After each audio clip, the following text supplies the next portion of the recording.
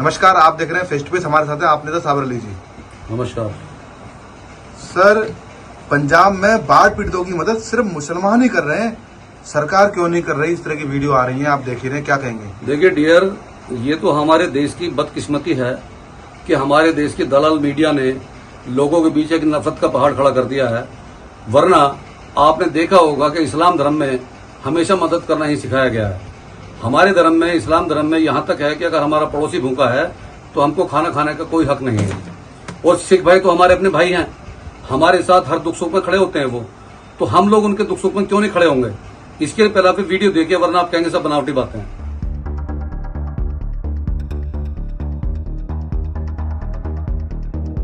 तस्वीरें 5 दरियाओं वाले राज्य पंजाब की है, जो इन दिनों बाढ़ का भीषण दंश झेल रहा है। राज्य के 12 जिले पूरी तरह बाढ़ की चपेट में हैं, जहां खेत खलिहान, सड़कें, पुल सब कुछ पानी में विलीन हो चुका है। नीचे नदियों से सैलाब आया है तो ऊपर से आसमानी आफत। इन दोनों के बीच पंजाबी बुरी तरह पिस रहे हैं। इस मुश्किल वक्त में यमुनानगर का मुस्लिम समुदाय अपने पंजाबी भाइयों की तरफ मदद का हाथ आगे बढ़ाया है। जिले के कई गांव ने बाढ़ पीड़ितों के लिए खाद्य सामग्री और लाखों रुपए नकद इकट्ठे किए हैं, जिन्हें पंजाब के बाढ़ प्रभावित इलाकों में भेजा जाएगा। मुस्लिम समुदाय के लोगों का कहना है कि पंजाबियों ने देश पर जब कभी भी संकट आया तो उन्होंने हर संभव मदद की है। ऐसे में हमारा भी दायित्व बनता है कि आज दुख की घड़ी में हम उनके साथ खड़े होकर उनकी मदद करें। इसलिए हमने मस्जिद में ऐलान कराकर बाढ़ प्रभावितों के लिए मदद मांगी है। लोगों ने बढ़ चढ़कर मदद भी की। बाढ़ पीड़ितों के लिए लाखों रुपए नकद और कई क्विंटल खाद्य सामग्री इकट्ठे किए गए हैं। बाढ़ के कारण पंजाब में बहुत ज़्यादा हालात नाजुक हैं। वहाँ के लोग बहुत ज़्यादा परेशान हैं और इसलिए हर गांव में ये पैसे इकट्ठे हो रहे और अनाज इकट्ठे हो रहा, खाने पीने की चीज़ें इकट्ठे हो रही, तो हर गांव से राहत सामग्री भेजी जा रही। तो हम सभी से यही गुजारिश करते हैं, जो भी गाँव वासी हैं, आसपास के जो हल्का वासी लोग हैं, कि अपने से जो भी किसी से दिया जा सके, अनाज, पैसा, खाने पीने की चीज़, तेल, चावल, गेहूं, जो भी चीज़ दे सके, वो एक साथ इकट्ठा करके अपनी मस्जिदों में या जहाँ पे भी जो भी कोई धार्मिक स्थल है वहाँ पे इकट्ठा करके और पंजाब में पहुँचाने का काम करे। क्योंकि अब आपने वीडियो देखा, आप ये देखिए कि मुसलमान लोग किस तरीके से बढ़ चढ़ के हिस्सा ले रहे हैं। ये तो हम आपको सिर्फ एक वीडियो दिखा रहे हैं, वरना वीडियो और भी बहुत सारी हैं। हमारे जो सिख भाई हैं वो तन मन धन से हमेशा मुसलमानों के साथ कंधे से कंधा मिला के खड़े होते हैं। तो हमारा फर्ज बनता है कि आज उनके ऊपर अगर एक मुसीबत का पहाड़ टूट पड़ा है तो उसमें हम उनके साथ खड़े हों। और देश का हर मुसलमान, छोटा बड़ा, बच्चा बूढ़ा, सब हमारे सिख भाइयों के साथ और अपने सभी हिंदुस्तान भाइयों के साथ, जिनके साथ भी इस तरह की कोई परेशानी आएगी उसके साथ हमेशा खड़ा रहेगा। और जिसकी हमारी अपनी जिम्मेवारी भी बनती है। लेकिन मैं जानना चाहता हूं बीजेपी के लोगों से कि बीजेपी के लोग इलेक्शन के टाइम पे तो वहां जाके नाक रगड़ते हैं, झाड़ू लगाते हैं, लेकिन अब उनको क्या हो गया? एक भी बीजेपी का कोई प्रवक्ता या नेता वहां नहीं पहुंचा है।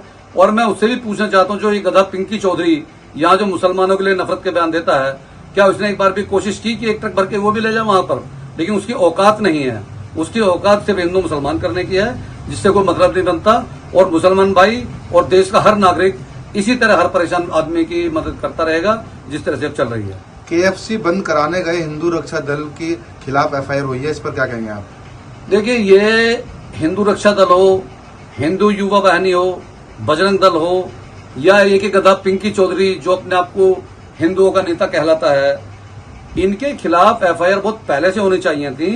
लेकिन इसके लिए पहले आप वीडियो देखिए। सावन में हिंदू रक्षा दल के लोग KFC को बंद करवाने चले थे। देखिए, हिंदू रक्षा दल वाला सोच रहा होगा कि KFC जो है वो मुसलमानों का है और हम ये झंडा उठाएंगे निकल जाएंगे, लेकिन KFC तो अमेरिकी ब्रांड है जी। अब इन हिंदू रक्षा दलों पे वालों पे FIR कर दिया गया। अब जैसा जैसा लाठी इनको पड़ेगा ना, इनकी नानी याद आ जाएगी। आपने वीडियो देखा, आपने देखा कि अगर ये किसी मुसलमान का रेस्टोरेंट होता तो ये लोग उसको तोड़फोड़ करके उसको बर्बाद कर देते, उस बेचारों को भी हो सकता है जान से मार देते। लेकिन KFC इनका बाप है, इसलिए इनके खिलाफ उल्टी FIR हो गई। और इसी तरह से 2-4 FIR अगर और हो गई तो इनकी हिम्मत नहीं पड़ेगी किसी को नाजायज सताएं। अबे एक बात बताओ, इंडिया में मीट खाने वालों की परसेंटेज जो है वो 80% है, मुसलमान खाता केवल 15%। तो बाकी की परसेंटेज कहां से आती है? ये आप ही लोग खाते हैं। लेकिन आप लोगों ने हराम का कमाने का धंधा बना लिया है कि किसी मुसलमान को परेशान करो, उसका गल्ला लूट लो, जो सामान है वो लूट लो, और जो मुर्गे होते हैं उनको भी लूट करके शाम को उनकी सब्जी बना के खाते हैं। इतने बड़े बेशर्म लोग हैं। तो ऐसे लोगों के खिलाफ कार्रवाई होनी चाहिए, तभी देश का कुछ भला होगा। मदरसे में पैसे का लालच देकर बम रखवाने की साजिश, इस पर क्या कहेंगे? देखिए, मैं खुद एक मुसलमान हूँ, अगर आपको मैं सीधा बोलूंगा तो आप यकीन नहीं करेंगे। पहले आप ये वीडियो देख लीजिए। एक वीडियो सामने आया है जहाँ पे एक अभिषेक नाम का लड़का मदरसे के बच्चों को ये बोल रहा है कि एक बॉम्ब बैग में ले जाएगा, पैसे ले ले। कुछ बम है अपना बैग में ले जाएगा, नहीं कुछ पैसा वैसा ले लेना। ये लड़के को देखकर साफ जाहिर हो रहा है ये लड़का बेरोजगार है और व्यूज पाने के लिए, पैसे कमाने के लिए भी इसको मुसलमानों की जरूरत पड़ रही है, मुसलमानों का सहारा लेना पड़ रहा है। जो सरकार हिंदू मुसलमानों के बीच में फसाद पैदा करती है, जो सरकार हिंदू मुसलमानों को लड़ाकर वोट ले लेती है। आपने इस वीडियो में देखा कि ये जो बंदा है जो मदरसे के बच्चे को मजबूर कर रहा है पैसे का लालच दे करके कि आप मदरसे में बम रखो, असली आतंकवादी ये है। ये मदरसे के बच्चे आतंकवादी नहीं है। इस आतंकवादी को जल्दी से जल्दी पकड़ के देशद्रोह के इल्जाम में इसको जेल में डाल देना चाहिए, बल्कि फांसी लगा देनी चाहिए ऐसे लोगों को जो देश का माहौल बिगाड़ते हैं। लेकिन हमारी सरकार ऐसा नहीं करेगी, क्योंकि उन्हीं के संरक्षण में ये लोग पलते हैं। इनको मालूम है कि हमारे खिलाफ कोई कार्रवाई नहीं होगी, वरना ये इतनी बहादुरी के साथ जा करके ये कभी नहीं बोलता कि आप मदरसे में बम रखो, मैं आपको पैसे देता हूँ। भारत में महंगाई ज्यादा बढ़ रही है, इसकी क्या वजह मानते हैं आप? सर, महंगाई क्यों नहीं बढ़ेगी? ये हमारी जो दलाल मीडिया है, ये मोदी जी के खिलाफ तो कुछ दिखाना पसंद करती नहीं, लेकिन हमारे मोदी जी इतने महान हैं। आप ये देखिए कि बिन बिलाए न्योते पर ये सऊदी अरब चले मुझे लगता है कि मोदी जी को गरीबों की बड़ी चिंता है। वो जरा इस खबर को ध्यान से सुने। आपके प्यारे प्रधानमंत्री ने 12 घंटे की यात्रा में आपकी जेब से निकाले गए 15 करोड़ से ज्यादा रुपए फूंक दिए। जी हाँ, सही सुन रहे हैं आप।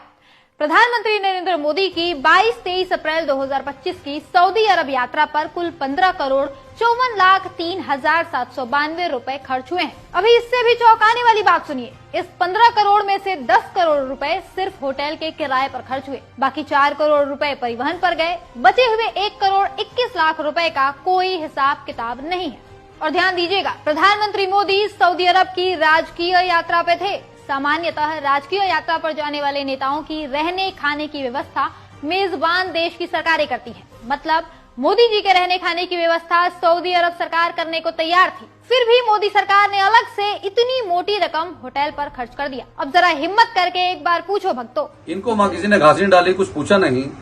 उसमें इनका आने जाने का, इनके अपने ऐश परस्ती का जो खर्चा है उसकी पूरी डिटेल भी मेरे पास है, लेकिन वो बहुत लंबी हो जाएगी।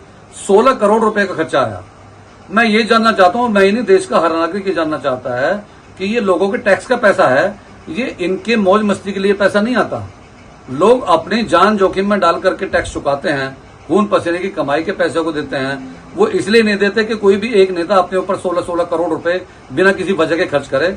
इसका हिसाब किताब इनसे लेना चाहिए, और मुझे यकीन है कि जैसे कोई दूसरी सरकार बनती है तो इनसे हिसाब जरूर लिया जाएगा और इनको एक एक पाई का हिसाब देना पड़ेगा। सर, हिंदू दुबई जा रहे हैं, क्या वहाँ ज्यादा सुरक्षित है? इसकी वजह सिर्फ और सिर्फ बीजेपी है। हिंदू मात्र 10% है, भारत में हिंदू 80% है, और हिंदुस्तान के हिंदू कहां पलायन कर रहे हैं? जोर से बोलिए जरा। दुबई में 10% हिंदू है, फिर भी क्यों सुरक्षित है? और भारत में 80% होकर असुरक्षित क्यों है? मुझे एक घटना बताइए दुबई में लव जिहाद की घटना हुई हो। एक घटना बताइए जहां हिंदुओं की जमीन पर दुबई में किसी ने कब्जा कर लिया हो। एक मुझे बांग्लादेशी रोहिंग्या बताइए जो दुबई। बीजेपी ने यहाँ के लोगों को इतना परेशान कर दिया है कि देखिए, इस परेशानी में ना तो हिंदू उलझना चाहता है, ना मुसलमान, ना सिख, ना ईसाई। ये तो कुछ वो लोग हैं जो इनके चमचे हैं और इनकी बागडोर इन्हीं के हाथ में है, क्योंकि उनकी रोजी रोटी उनसे ही चलती है। इन्होंने उनका भविष्य तो बिगाड़ ही दिया है, क्योंकि जिन लोगों को इन्होंने नफरत के काम पे लगाया हुआ है वो अब ना तो कोई जॉब कर पाएंगे और ना ही कोई बिजनेस कर पाएंगे, क्योंकि उनको हराम का खाने की आदत पड़ गई है। इसी तरह लोगों को लूट लूट करके खाएंगे। वरना आप मुझे ये बताइए कि दुबई के अंदर हिंदू सिर्फ 2% हैं। आप ये बताइए कि 2% हिंदू होते हुए 98% मुस्लिमों में जा रहे हैं, तो इसका मतलब वो अपने आप को सेफ समझते हैं। और आपने ये देखा होगा किसी भी मुस्लिम कंट्री में आज तक आपको ये सुनने में नहीं आया होगा कि वहां पर हिंदुओं के ऊपर कोई नाजायज काम किया गया हो या नाजायज कोई भद्द टिप्पणी की हो। किसी मुस्लिम ने नहीं की, क्योंकि मुस्लिम ये काम करता ही नहीं है। मुस्लिमों का वहां पर स्वागत है, जैसे मुस्लिमों का स्वागत है वैसे वहां पर हिंदू भाइयों का भी स्वागत है, सिख भाइयों का भी स्वागत है। वहां सब लोग जाके बिजनेस करते हैं और बिजनेस में बड़े खुले मन से करते हैं। वो सरकार उन पर कोई पाबंदी नहीं लगाती, और हिंदू मुस्लिम तो वहां पर है ही नहीं। ये तो हमारा इंडिया, जो दुनिया का हर देश बहुत गिरी हुई नजर से इसको देखने लगा है, इन्होंने हिंदू मुसलमान करके अपनी सीट बचाई हुई है। वरना ये कहीं पर ऐसा कोई मामला सामने नहीं आया कि किसी मुसलमान ने हिंदू को परेशान किया हो या किसी हिंदू ने मुसलमान को परेशान किया हो। ऐसा बिल्कुल नहीं है। नेताओं का कहना है कि मदरसों में आतंकवादी तैयार होते हैं, क्या कहेंगे आप? देखिए, नेताओं के जो भाषण हैं वो हमेशा उस तलखी में होते हैं कि जो मुसलमान के खिलाफ जाती हो और देश में बवाल पैदा करने के काम आती हो। इसके लिए पहले आप वीडियो देखिए। जो लोग कहते हैं कि मदरसे में बम बनाने की ट्रेनिंग दी जाती है, वहां आतंकवादी पैदा किए जाते हैं, ध्यान से देखो। ये नारायणगढ़ का मदरसा है और पंजाब में बाढ़ आया है, उसका राहत सामग्री पैक कर रहे हैं मदरसे के बच्चे। यहाँ देखो कितना बोरा रखा हुआ है मदरसे के, देखो एक कमरे में इतना बोरा रखा हुआ है। तो मदरसे में मेरे भाई आतंकवाद की शिक्षा नहीं दी जाती है, बल्कि मानवता की सेवा की शिक्षा दी जाती है। आपने देखा, ये उन नाजायज औलादों के लिए एक सबक है जो नाजायज औलाद इस तरह का इल्जाम लगाती हैं कि आतंकवादी पैदा होते हैं मदरसों में। मैं आपको ये बात बता दूं कि इसी साल, ये मेरे आंकड़े नहीं हैं, ये सरकारी आंकड़े हैं, जिनको ये आतंकवादी बताते हैं उसमें से 51 बच्चे हिंदुस्तान के अंदर IAS और IPS इस साल क्वालिफाइड कर चुके हैं। ये उनके मुंह पे एक तमाचा है जो इस तरह की बातें करते हैं। रही बात आगे जो समाज सेवा की है, तो आपने अभी जो ये वीडियो देखा, इसमें आपने देखा होगा कि बाढ़ पीड़ित लोगों के लिए वो लोग पैकेट तैयार कर रहे हैं, बोरे तैयार कर रहे हैं ताकि ट्रक लोड होकर जल्दी जल्दी वहां पहुंच सके। और उन्हें आतंकवादी कहते हैं। असली आतंकवादी ये वो लोग हैं जो इनको आतंकवादी बताते हैं। इसीलिए हमारे देश को जरूरत है ऐसे नौजवानों की कि जो इस तरह से किसी को भड़काने के लिए तैयार करें, उसके उल्टा तमाचा मारें, उसको ले जाकर दिखाएं कि असलियत ये नहीं ये है, और देश के नौजवान सही रास्ते पर आए, तभी देश का भी भला होगा और हमारी सरकारों का भी भला होगा। और हमारे टैक्स का जो पैसा ये हराम मौत में उड़ाया जाता है, इसको रोका जा सकता है। इसीलिए मेरी अपील है कि हमारे ये इंटरव्यू देखते रहें और आगे हम नई इंटरव्यू के साथ फिर आएंगे। तब तक के लिए खुदा हाफिज, अस्सलाम वालेकुम, नमस्कार।